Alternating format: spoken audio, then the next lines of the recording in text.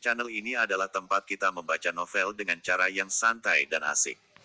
Kali ini kita akan membaca novel berjudul Magic Chef of Ice and Fire, bercerita tentang perjalanan hidup seorang pemuda bernama Rong Nianbing. Mempelajari teknik sihir dan memasak secara bersamaan, akankah Rong Nianbing akan menjadi dewa emosi? Dan menjadi rekan Tang San sekaligus guru dari menantu Tang San di alam dewa.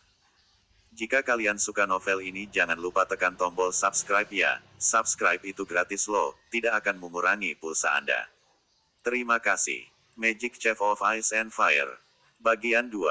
Manisnya bubur putih, dicampur dengan kesegaran sayuran hijau, kombinasi sempurna dari dua rasa yang berbeda. Ketika semangkuk bubur berada di dalam perut, Nianbing berpikir bahwa seperti ada sedikit kekuatan, bahkan semangatnya jauh lebih baik dari hidangan biasa. Bubur memberinya perasaan dan sensasi yang berbeda, kepuasan rasa yang ekstrim, sehingga Nianbing berkata dengan tulus. "Kakek, terima kasih. Bubur ini sangat enak, apakah kakek yang membuatnya?" tanya Nianbing. Pandangan tertegun dengan mata menyelidik. "Aku hanya bisa makan biasa sekarang." "Biasa? Bagaimana? Hidangan ini adalah hal paling lezat yang pernah saya rasakan. Rasanya sangat enak. Bahkan jika makanan yang dibuat oleh ibu saya sebelumnya, itu pasti tidak seenak rasa bubur ini." Mata Nianbing tidak bisa tidak menjadi merah, saat mengingat ibunya. "Nak, aku tidak tahu siapa namamu. Mengapa kamu jatuh ke dalam air? Di mana orang tuamu?" Nianbing sangat terkejut dan tubuh terasa membeku. Meskipun dia baru berusia 10 tahun, dia telah mengikuti ayahnya selama beberapa tahun. Jadi dia telah jauh lebih dewasa daripada teman-temannya. Ayahnya pernah mengatakan kepadanya bahwa dia tidak bisa mengatakan banyak hal. Kebenaran kata-kata ayahnya itu, terbukti 2 tahun lalu, dia secara tidak sengaja mengekspos sihir angin sehingga dia dan ayahnya diburu selama sebulan. Nianbing sangat mengingat hal itu. Membungkukkan kepalanya dan berkata, "Namaku sepertinya disebut Rong Nianbing, dan yang lain tidak bisa mengingatnya." Bagaimanapun, Nianbing baru berusia 10 tahun. Bagaimana orang lain akan percaya apa yang dikatakan Nianbing? Namun, Caji tidak banyak bertanya, tersenyum sedikit, berkata, "Nama saya Caji, Anda dapat memanggil saya kakek Caji. Anda mengatakan bahwa Anda telah melupakan segalanya, lalu apa yang akan Anda lakukan?" Nianbing berusaha agar air matanya tidak mengalir dan menggelengkan kepalanya. Aku tidak tahu harus kemana." Melihat wajah Nianbing yang sedih, Caji tidak tahan melihatnya dalam hatinya. Lupakan nak, aku tahu pasti ada beberapa rahasia di hatimu yang tidak ingin kau katakan. Kakek tidak memaksamu. Jika kau mau, tetap di sini untuk sementara waktu. Yah, bagaimanapun, di hutan persik ini, saya sendirian. Nianbing menatap dengan tegas dan matanya terbuka lebar, dan berkata dengan tegas. "Tidak, terima kasih sudah membantu, kakek. Tetapi saya harus pergi, Anda menyelamatkan saya tidak bisa menyakiti Anda." Caji melihat Nianbing dengan mata lelahnya. "Jadi, seseorang mengejar Anda. Sangat kejam, bahkan anak-anak kecil seperti Anda tidak dilepaskan. Pada saat Anda sedang pingsan, Anda terus-menerus berteriak ayah, ibu, apakah orang tuamu menderita?" Air mata Nianbing tidak bisa lagi dikendalikan, mengalir di wajah, menangis terseduh-seduh, dan Caji dengan cepat mendorongnya ke pelukannya dan menghiburnya. "Oke, semuanya telah berlalu. Kamu pasti takut, tapi kamu jangan takut. Tempat ini sangat rahasia, dan di sini adalah tempat terlarang. Orang biasa tidak akan datang. Kamu harus hidup dengan tenang.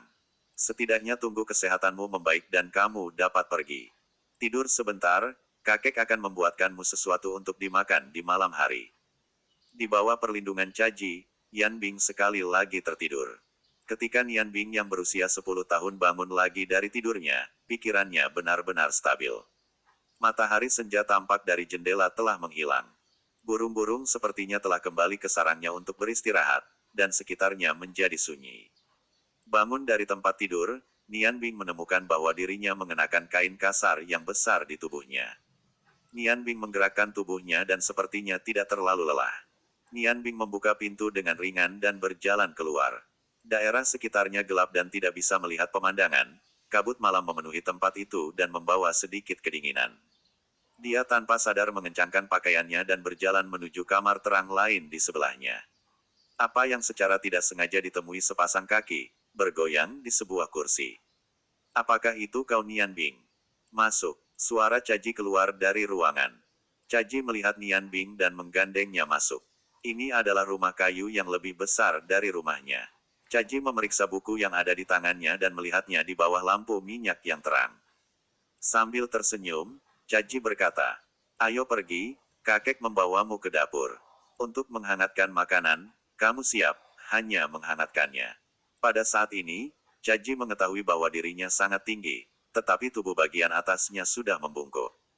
Melihat ke bahu Nian Bing yang kecil, Caji membawanya keluar dari ruangan dan berjalan, dan berkata, "Aku hanya hidup sendirian di halaman kecil ini. Jika ada seorang teman, aku tidak kesepian. Datang dan lihatlah. Kakek telah menyiapkan sesuatu untukmu." Dapur berjarak 5 meter dari dua kamar tidur, ini adalah ruang yang terpisah. Ketika Nian Bing pergi untuk melihat kakek Caji yang datang ke sini, dia terkejut menemukan bahwa dapur itu bahkan lebih dari rumah tempat dia tinggal. Lebih besar. Periksa lampu minyak dengan sangat ringan. Ada beberapa piring di sisi kasing yang ditutupi oleh penutup kayu. Penutup kayu ditenun dari rotan. Anda dapat melihat melalui celah-celah. Piring jelas berwarna hijau. Mari lihatlah, Caji membuka penutup, terdapat total 4 piring sayuran hijau. 4 sayuran hijau yang berbeda, terlihat seperti mereka hanya dimasak biasa. Memeriksa tungku dan pergi ke kompor untuk menemukannya, dan menemukan batu, dan tangan gemetar untuk menyalakan api di kayu yang tidak rata. Aku sudah memasak untuk sementara waktu, tapi ini dingin, mari kita lihat, meskipun rasanya akan sedikit kurang enak, tetapi setelah dihangatkan akan terasa cukup enak. Nian Bing terkejut menemukan bahwa tangan Caji telah bergetar. Meskipun batu api telah digesekkan beberapa kali, sulit untuk menyalakan kayu bakar karena tangannya sangat tidak stabil. Dengan cepat Nian Bing berjalan dan berkata, "Kakek, biarkan aku membantumu." Melihat dengan desahan, wajah yang tertegun sekali lagi melihat wajah Nian Bing, dan menyerahkan batu api itu ke Nian Bing. "Tua, sangat tua, aku harus menggunakan lampu minyak.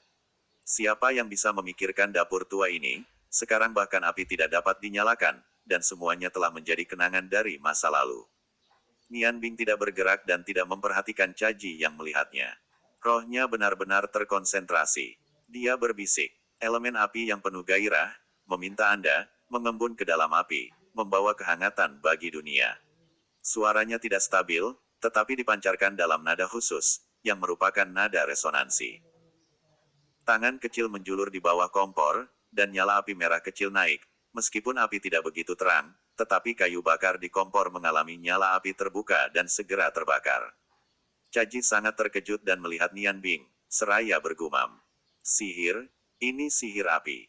Dewa besar, apakah Anda mengirim anak ini kepada saya secara khusus?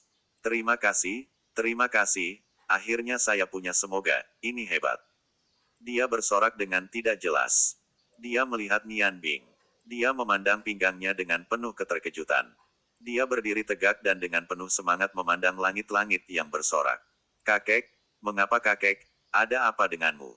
Memeriksa bagian tubuh belakang, memegangi bahu Nian Bing dengan kedua tangan, dengan penuh semangat berkata, "Nak, kau penyihir, benar, beritahu kakek, kau penyihir api." Nian Bing terkejut, hanya untuk menyadari bahwa dirinya dapat mengungkapkan kemampuan magis dalam waktu yang sangat singkat.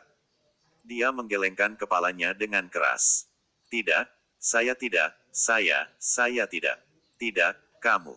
Caji memeriksa dengan tegas. "Nak, kamu dapat yakin bahwa kakek tidak jahat kepadamu. Aku terlalu bahagia. Kamu sangat kecil, itu sudah menjadi pesulap. Ini adalah rahmat Tuhan." Nian Bing melihat dirinya seolah melihat pemandangan di menara es, dengan penuh semangat berteriak, berkata, "Tidak, saya tidak, saya tidak." Pada saat ini, Caji menyadari bahwa dia baru saja membuat Nian Bing panik.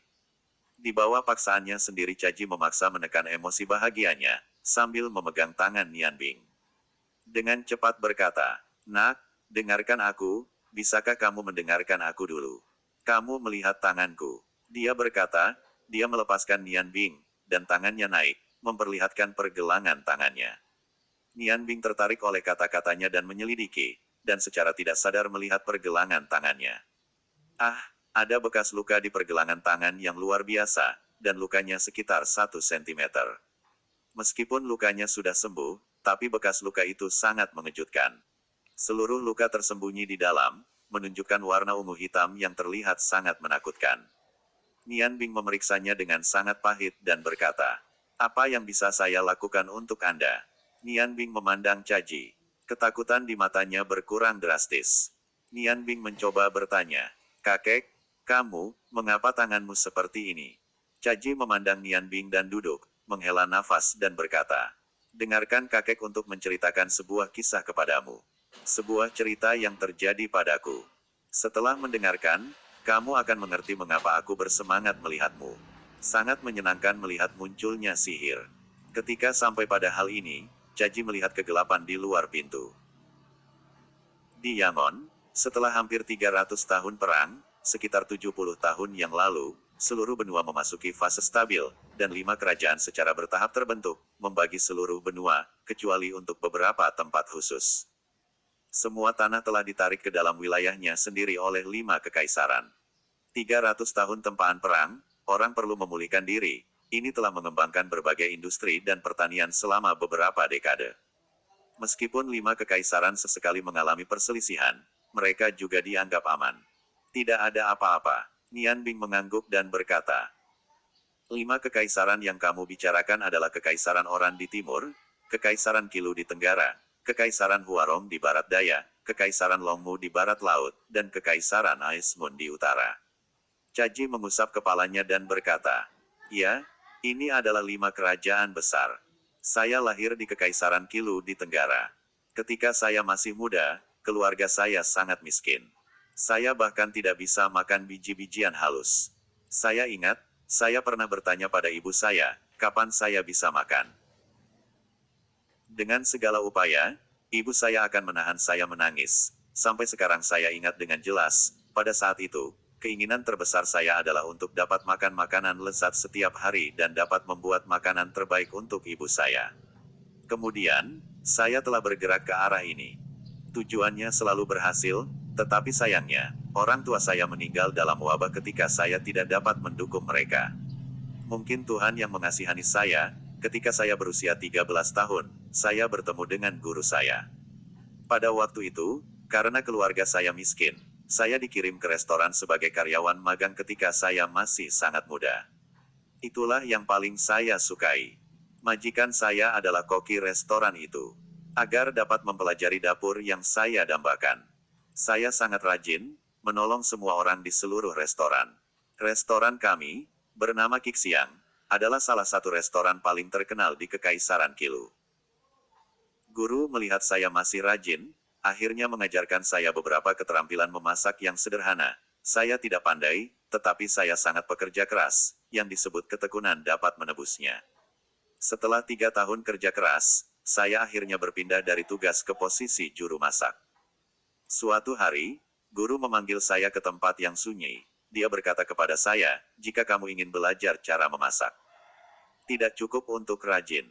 Saya perlu cerdas dan menggunakan hati saya untuk memahami masakan yang saya buat."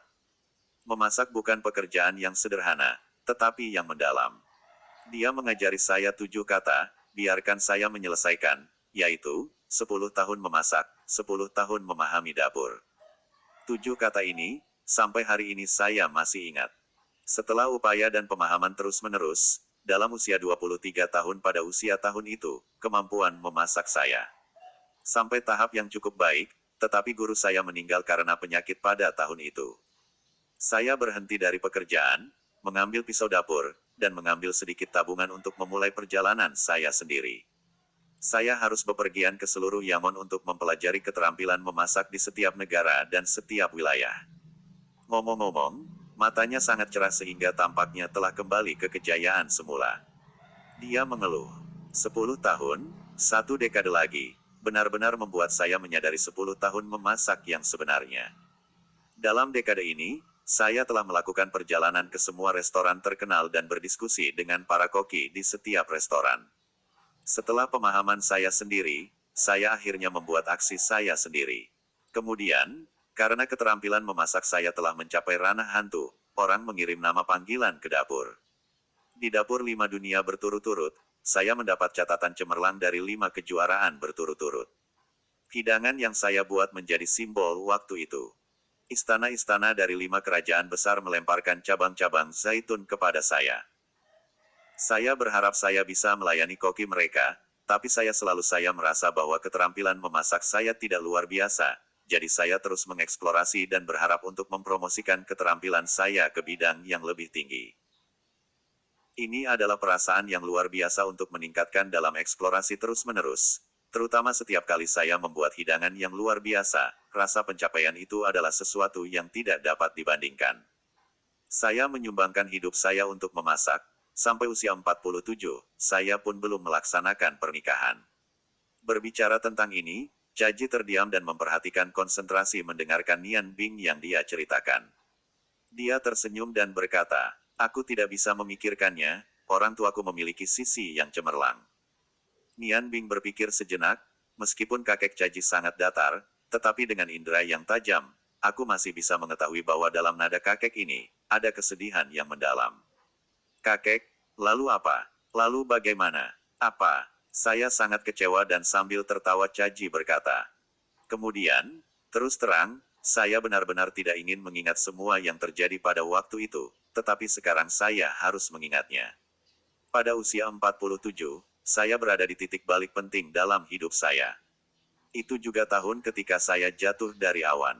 Mungkin itu karena saya belum pernah mengalami emosi selama lebih dari 40 tahun. Pada tahun itu, saya benar-benar jatuh cinta pada seorang wanita. Dia sangat cantik, begitu hidup dan ceria. Setiap gerakannya, senyuman, membuat hatiku bergetar. Saat itu, usianya baru 24 tahun, dan usiaku 2 kali lebih besar darinya, tetapi aku masih menyukainya. Dia juga seorang koki, tetapi dia adalah seorang koki yang sangat berbeda dari saya. Dia hanya membuat beberapa makanan ringan yang indah. Dia melayani sebagai koki kue di sebuah restoran pada waktu itu. Hotel itu juga yang paling lama saya tinggali. Setelah lama berpikir, saya memutuskan untuk mengungkapkan perasaan saya kepadanya. Meskipun saya tidak berharap dia menerimanya, saya masih ingin mengekspresikan pikiran batin saya. Nian Bing bertanya, apakah dia menerimanya? Petik 2. Caji menggelengkan kepalanya dan berkata, dia tidak mengatakan menerima, dan dia tidak mengatakan tidak. Setelah mendengarkan perasaan saya, dia mengusulkan suatu kondisi. Dia ingin membandingkan dengan saya. Jika saya menang, dia akan menikahi saya. Sebagai seorang istri, jika saya kalah, saya harus keluar dari industri dapur, dan semua reputasi saya dimiliki olehnya. Nian Bing mengernyit, dan wajah kecil yang tampan itu memperlihatkan ekspresi aneh. Kakek, kurasa kau dimanfaatkan olehnya. Dia tahu bahwa kau adalah koki terkuat dan berani mengajukan permintaan seperti itu. Ini pasti. Terlebih lagi, dia mengajukan permintaan ini. Jelas tidak baik, bagaimana dia bisa menikah denganmu? Caji tertawa dengan santai. Anak ini cerdas. Ya, saya dimanfaatkan olehnya. Hanya saja saya sudah terpana dengan perasaan saya. Saya tidak terlalu memikirkannya. Saya berjanji. Bagaimanapun, berdiri di puncak industri dapur selama bertahun-tahun, saya sudah memiliki kesombongan yang tidak dapat dijelaskan. Pada saat itu, saya belum mencoba memasak dengan orang-orang untuk waktu yang lama, karena tidak ada yang akan menantang saya. Bahkan kontes Dewa Dapur, saya hanya seorang hakim. Karena dia ingin membandingkan dengan saya apa yang terbaik dalam diri saya tentu saja tidak punya alasan untuk tidak setuju. Jadi, permainan yang tidak bisa saya lupakan sekarang dapat dimulai. Setelah terdiam beberapa saat, Caji terus berkata, saya memutuskan untuk membuat 6 hidangan terbaik yang terkenal untuk membuatnya yakin, dan kami mengundang 18 koki paling terkenal di industri dapur untuk menilai kami. Keahlian saya memasak telah mencapai titik di mana api itu murni, dan 6 hidangan sangat terkenal ada di tangan saya. Hanya butuh 1 jam untuk menyelesaikannya. Pemahaman tentang memasak bersama selama bertahun-tahun membuat saya sangat puas dengan masakan yang saya buat. Mereka hampir hidup, tetapi yang aneh adalah bahwa dia tidak bergerak ketika dia menghadapi setumpuk bahan. Ketika 6 piring saya selesai dan memandangnya, dia berkata kepada saya, kamu banyak berbuat, saya hanya membuat satu piring hidangan saja sudah cukup.